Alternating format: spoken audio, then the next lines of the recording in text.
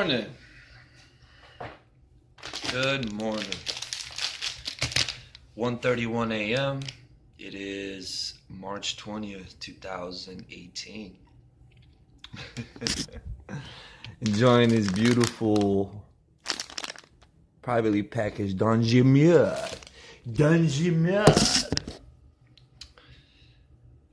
cookies, medallions. I'm not frustrated with the world because I haven't been and seen the world. I'm pretty sure I'd be frustrated with the world.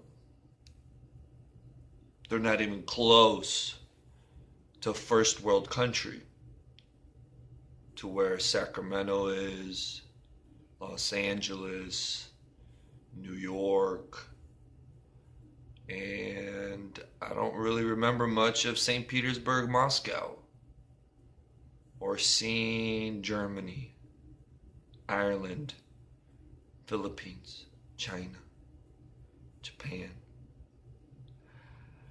I do know Sacramento a little bit, and I've seen Las Vegas, Nevada. And I love my immigrants, fresh off the boats and off them tunnels.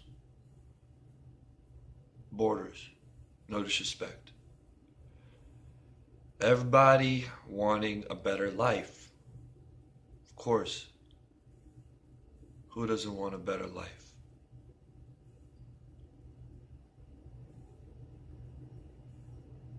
And I feel like I have to do what everybody has to do, and then start working on achieving that better life. We've all got to go back to our own countries. We all got to go back to our own country. I'm starting to see the big picture. Because everybody's pushing their way into America and not even wanting to play by the rules.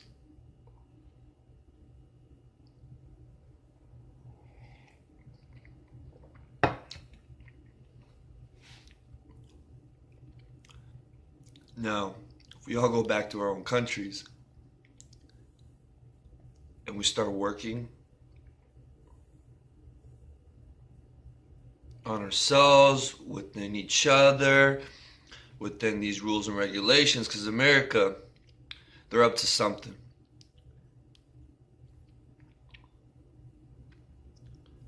I know America's not for the general public, which makes sense completely. We've been stealing so much. We as human race, the people, from the system, from the government, has been stealing way too much. Cutting, cheating, trying to get through one way or another with taxes and businesses and filings and paperworks and rules, laws, and fishing limits, hunting limits, building permits, everything. Some of it really good, some of it very bad. Fishing limits, amazing. But we're always pushing towards trying to get more and more and more and more, and we're breaking bad rules. Now, we wouldn't need fishing limits or regulations so strictly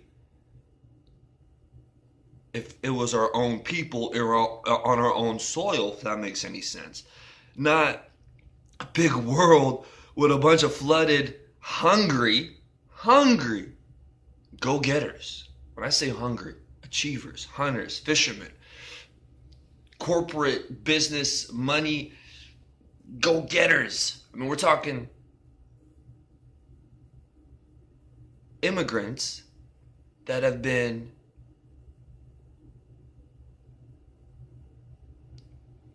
you hear me? Not welcomed in their own countries, escaping, running away, starting fresh into a country where you have a slight chance to make things happen. I mean, employment, don't get me wrong, employment, at least you have a job. In other countries, you don't even have a job. So in this country, you have a job. This is the key: is employment programs, dental, medical, keeping sure everything's healthy. Health is wealth. Life is wealthy. Family's Gucci. Vaccines, and you're not sick, and everything's here for you. With freedom, of course. Freedom. God have mercy. Freedom. Thank you for freedom, Lord. So freedom, with everything being so easy access, is already worth immigration into this beautiful country. Don't get me started on the weather.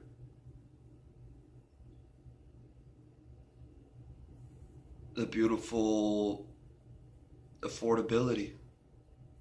And again, the programs, public transportation, so much good stuff, don't get me wrong. Now we have all this good stuff getting not only used up by too much of immigration or settled souls that don't need to try anymore because of some programs that are funded through tax money of the middle class workers, not really understanding the higher class businesses, because all we're doing is milking them. We just want our paychecks, not understanding that they're getting taxed so high, sooner or later there won't be a boss. There will be just that monopoly, big corporation, under one country system. And you're going to have a few countries in this world. It could be one sooner or later. If, of course, the money, taxes, that we already putting in education that isn't doing much for us, from at least listening a little bit to a protest in downtown today, or was it yesterday? Sorry, excuse me. Starting 1:15, 1:30 in the morning, 1:40 in the morning probably. Long story short, 80 prop? Oh, God have mercy. Long story short, supporting supporting home studies, studying, or what do you call it? Homeschools. Kids getting their education at home and their parents helping them with it, or having a tutor on the side, or a 1 week type of schooling. That's what's going to save this world. Parents that actually give their 100% attention to their beautiful born child that they didn't have on accident, that there is no accident on God, there is no accident in God's hands. And yes, if you can't afford one child, you're not going to have 2, 3, 4 more, of course. Common sense, right? You're going to get either fixed somehow, or you're going to have to get fixed somehow, because obviously we all humans don't have self-control. And obviously we as humans don't practice perfectness, and we're not perfect. Accidents happen, this and that. Long story short, thank God for technology. Thank God we can get things done the right way and not stress over too much of this and that, because now we have a beautiful system government that's here to help us dial our lives in. Maybe if we're not even fully understanding why or what we're gotta do. It's scary saying that, because we're given a lot of power to the government. But at the moment, me wanting to have a marijuana business in a residential area where there's families all around me, obviously is not only not safe, just isn't right at all. So as much as I really wanted everybody in California, well, Seattle now, and Colorado, and the other states, as much as I want everyone to have their privately little farming businesses in their house. That's not possible. That's not possible. That is not going to happen. It's just not. As much as it was like, man, I'm frustrated. Why am I not allowed to have my own small little business? Here's the best part. The small business is not out of the question. And it's going to be affordable for me to do my small business at a commercial location. And where I come in, or us come in, as the ones that want to get into this business, is opening up more opportunities and more locations. I'm going to make this video real short. But long story short, you got the city where we used to not even allow to grow 99 plants in. I've been growing under a 99 plant license, under a different law, under Prop 215. That was around since 1996. And they've been, over the years, making it a little bit more convenient and easier for patients to get their 99 plants and to start cultivating and this and that, because we had this window of time of trying to figure out regulations and what we're going to do with this whole new industry.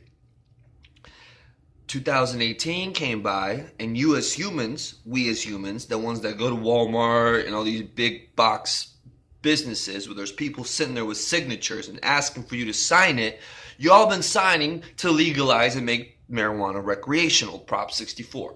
With those signatures, and now it being legal under Prop 64, Prop 64 completely X'd off 215. So everybody growing under 99 plant license are now completely illegal. Can only grow under 6. There is no more patient to patient, this and that, keeping it a patient's thing. It's only boxed as a tax, as a main corp. You got to have commercial permits from big state in each city you're in. And you got to make sure the city or county you're in even follows those regulations, even going to allow you to cultivate and this and that. So city, where you weren't allowed to grow 99, is the only place in Sacramento city, not county. County, a little bit outside of city. In the county, I was able to do whatever I wanted under 99 plant license. And if you go above 99, they didn't really worry about it, as long as the house wasn't smelling like pot and you weren't selling a bunch of drugs and you weren't shipping it in and out of country or state. Now, county is where you got you got horse property, you got acreage, you got warehouses, you can build warehouses. I mean, there's so much land. You got the rivers, you got unbelievable property, soil. I'm gonna end this right here because it makes no sense right now. What's going on in the city of Sacramento, what's going on in Sacramento County, and what is probably going on all over California and America. My dad came from Russia with no language, no English, knowing Russian. Within a year and a half, wanting to go to college, drops out of college first couple weeks going to school, goes and starts watching TV with a dictionary, picks up the English language. I don't even know how that's even possible now, understanding that he started an insurance company in 1996. He had his construction license in 94, but he didn't start business till like 98. He held it up a little bit. He got the permits, the licenses, because of his education. He just was a smart guy and knew his language. Bottom line, well, he was a very smart, very, very smart guy. And by 96, I mean, he came to America in 1990. I'm putting my father on a pedestal right now, I'm trying to understand my father at the same time, and I'm putting him up there because, man, I just had like an 8-9-year vacation since I was in business selling insurance for my dead father's insurance company, or for my dead father, the business he left that he started in 96. I was working in it in 2008. So this is like a 12-year-old company that hasn't really had a boss since like 2000. My dad died in 2004. He wasn't even around. A few years before that, things were just wasn't going his way, and he was trying to find himself, and apparently he definitely found himself.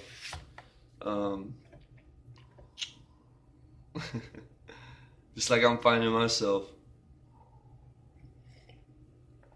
The purpose of this world and how it's for you, and how the government really wants you to succeed, how the government wants you to be on their side, how the government wants to be working with you, and how everybody around you wants to support you, of course, wants to do business with you, of course, wants to not just be getting ahead, but also wants you to get ahead as well. That should be the motives. Everybody wanting to bring peace to the table. Of course, peace isn't always the option, but bring peace to this table with that motive. Yes, the price won't be always happy. Yes, we're not always going to be happy. Yes, that's not always going to be the peaceful way. But peace as in, what good can I bring to this beautiful moment, setting, business deal, opportunity? What good can I bring into this world? As much as we're regulating, as much as that's needed, already with the corporations, with the government, there's regulations in all aspects right now with businesses and system programs, and oh, God have mercy. And then you got your regulators, which we are very thankful for. This world would be pretty ugly if there was no regulators.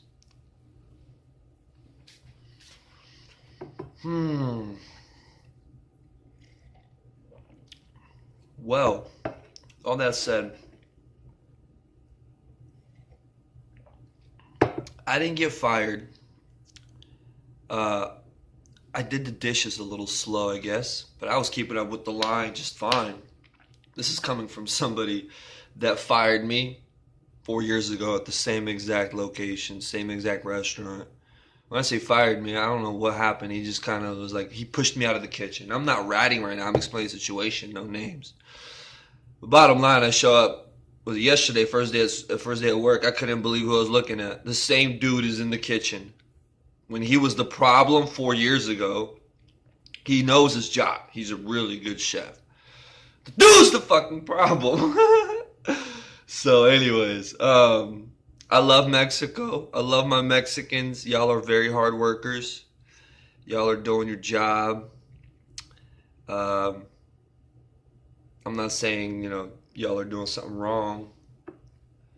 But I do know there's a lot of confrontation going on with America and Mexico, the borders, and illegals, and making things legal, and trying to work things out with each state and country. And this is about to be a very, very big silent, I hope.